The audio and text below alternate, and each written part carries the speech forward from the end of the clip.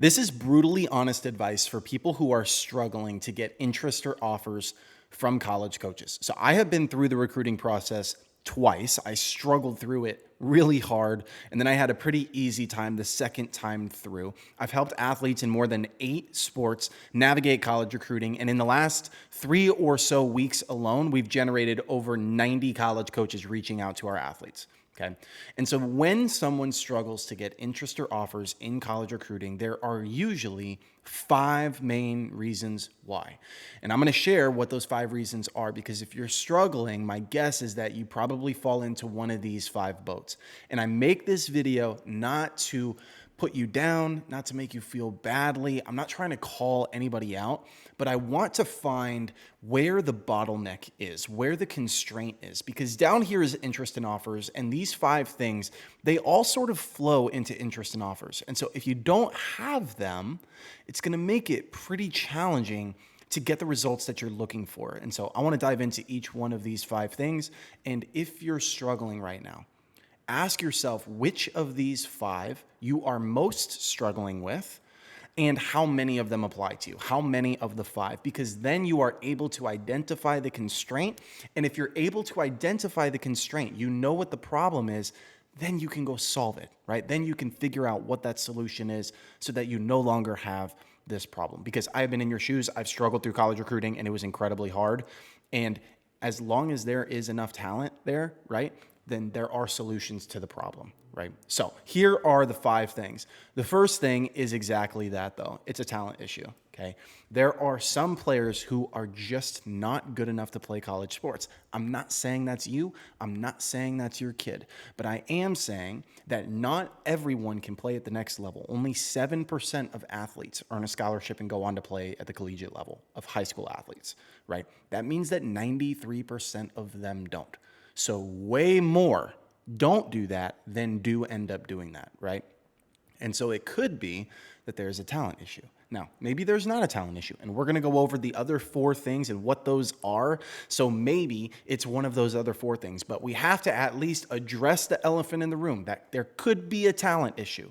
There could be a talent issue, but let's go through the other 4 and see what else could be going on here, okay? The second thing is that you're not doing enough volume. When I say volume, I mean it's not enough YouTube videos, not enough emails, not enough posts on Twitter. Coaches can't see you play, right? There's not enough events, tournaments, showcases, camps, right? And so there's just not enough going on.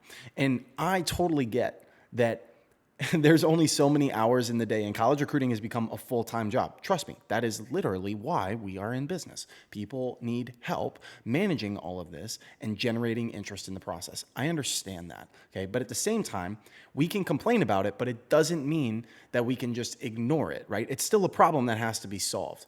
And so if you are a great player and you don't have a talent issue, if your kid is a great player, doesn't have a talent issue, then you need enough video to prove that that is the case. And if you have the talent and you have the video, then you need enough ways for college coaches to learn that you exist. That is where email comes into play. That is where Twitter comes into play. That is where showcases and camps come into play, right? And so there has to be enough volume, though. If you only have 5 videos on your YouTube channel, probably not going to cut it. If you only send 20 to 30 emails, probably not going to cut it. If you post 2 times a month to social media, probably not going to cut it, right? And so there has to be enough volume, enough inertia, enough momentum out into the world to actually put your kid on college coaches' radars. There has to be enough. And we can complain about that and say that it sucks and it's not the way the process should be, but it doesn't make it not true, and it doesn't mean that we can just punt on that.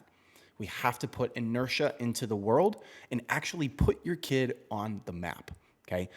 The third thing, you're doing enough volume, right? You're doing high volume, but the quality is low.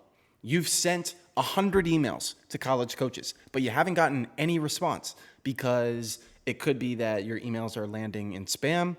It could be that you have the wrong coach that you're emailing. It could be you have the right coach, but the wrong contact info. It could be that your email is not good. It could be that your video is not good, right? There are a bunch of different things that it could be. When you're posting on Twitter, maybe your captions aren't good. Maybe the video that you're posting isn't good. Maybe your frequency isn't good. Maybe your bio's not good. Maybe your pinned tweet's not good, right? There's a bunch of different things that go into this. And so you hear me say a lot. I say this a lot in like the short form videos, that knowing what to do is great, but it's not enough. You also have to know how to do it. Everyone knows to send emails. Everyone knows to make videos, but how you do those things is what will determine how much you get back from what you put into it. And so it could be that your kid doesn't have a talent issue. You're doing enough volume. You're putting the effort in. You're putting the work in, but it's not high quality. I was on the phone with someone probably like 2 days ago, right? Monday, so Friday, so 3 days ago, right?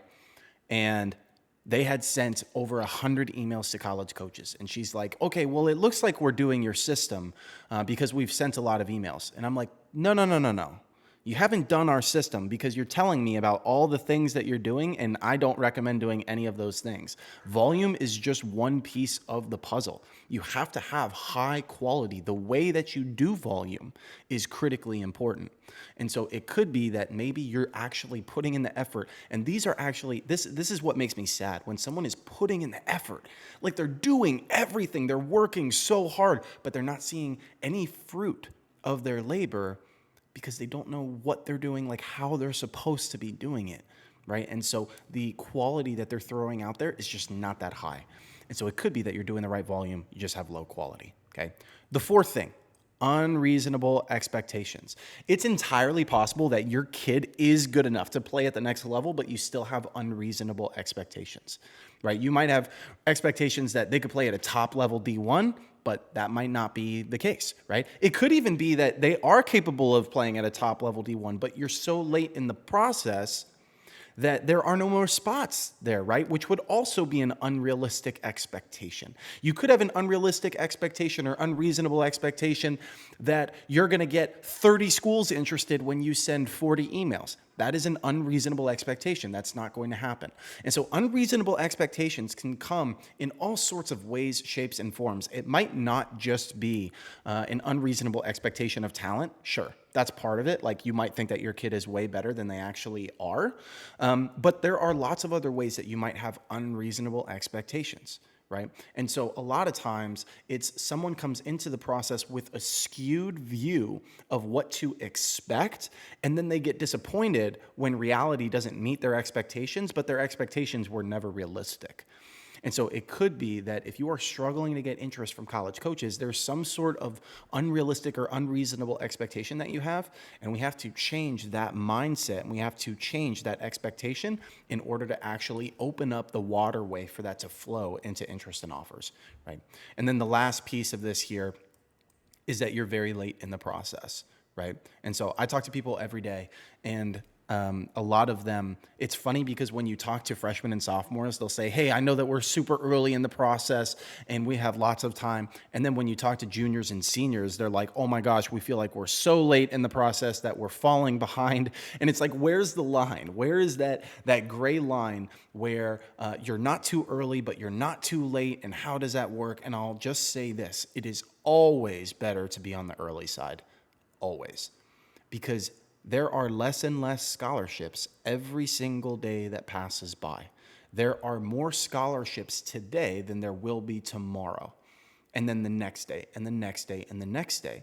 And that number dwindles down and it gets smaller and smaller because there is a limited number of scholarships every year. There is not an unlimited amount. There is a fixed amount of those scholarships, and every year that number stays about the same, and the number of people that are trying to get them increases. And so this gets more and more competitive, not only every day and every month, but also every year, right? College recruiting is way more competitive now than it was 3 years ago, 5 years ago, 10 years ago, 20 years ago.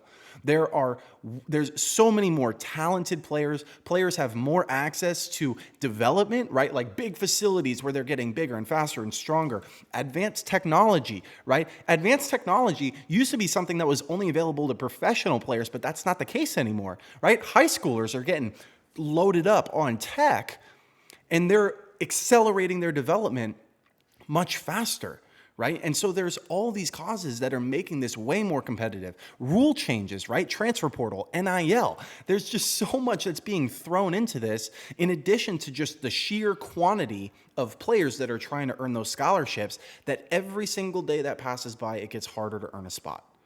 And so it's one of those things where, are you too early? Are you too late? I don't know, but you should always try to err on the side of being too early, because it's very hard to reverse the process once you're late. We have helped second semester seniors get a crazy amount of interest. Is it possible? Yes, I've seen it with my own eyes.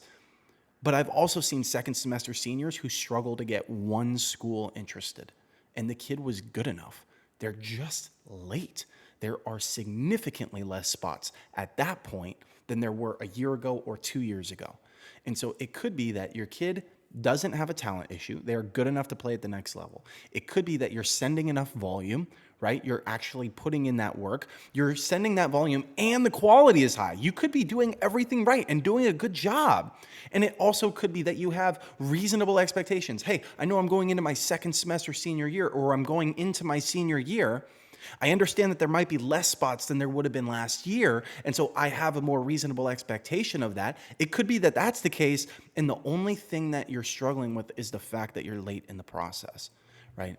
And so what ends up happening here is every one of these that you have to cross out that is a problem for you makes this much harder to get interest in offers, right? If you have a talent issue, you're going to struggle.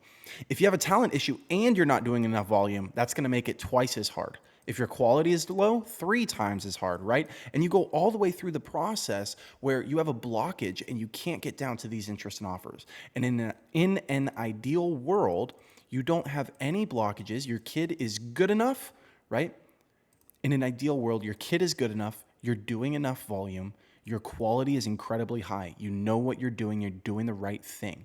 You have reasonable expectations, and you're not starting super late in the process, right? And that is when scholarships flow. These are the athletes who get the most amount of interest and offers in college recruiting. Now, are there players who don't have this who do well? Yes, but they are in the minority. And so you want to stack the deck in your favor as much as possible. And so if you are watching this right now, and you're struggling to get interest or offers from college coaches, and you're just absolutely befuddled, you're like, I don't understand how or why this is happening. Ask yourself which of these you might be struggling with. What is it? Because then once you know what it is, you can go and you can solve that problem. Pretty much all of these, besides this, is a fixable issue unless you're just too late in the process already. But if you're early in the process, then this is not a problem for you yet, and everything else is completely fixable. These are fixable problems. And so if you're looking at this going, listen, my kid does not have a talent issue. I don't know what I'm doing in college recruiting, but I know that they don't have a talent issue. Okay, cool. And you're not super late in the process, then there is no reason that you should not be getting interest in offers. But you have to solve these other sticky notes. You have to have all 5, right? And if you have all 5, that's when you're going to get an awesome amount of interest in offers. So I hope that this was helpful for you. I want to encourage you, like, if you're struggling, it's okay. Like, identify the constraint and then we can solve it. If you want help with that, if you are the parent of an athlete and you want to make sure that you're giving your kid the best possible chance to play at the next level and find a school that you guys are absolutely stoked about, then you can book a call with us down below. I'll put the link in the description, and I will see you guys next time.